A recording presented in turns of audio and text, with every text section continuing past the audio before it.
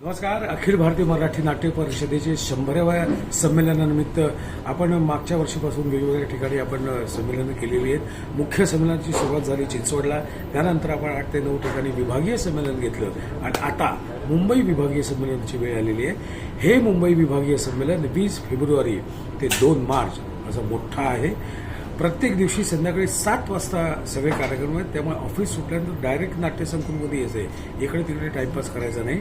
आणि 1 आणि 2 मार्चला मात्र शनिवार रविवार आहे.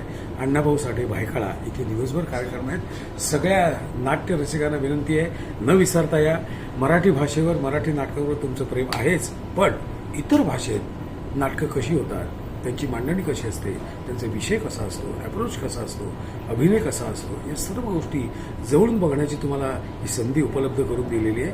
आता तुम्हाला प्रश्न पडेल की ही विविध भाषातली नाटकं आम्ही बघणार कशी? काळजी करू नका, आम्ही तुम्हाला वैज्ञानिक देणार आहोत आणि नाटकाची थीम काय आहे तीही सांगणार आहोत. त्यामुळे नक्की या, विसरू नका. 20 फेब्रुवारी ते 2 मार्च. धन्यवाद.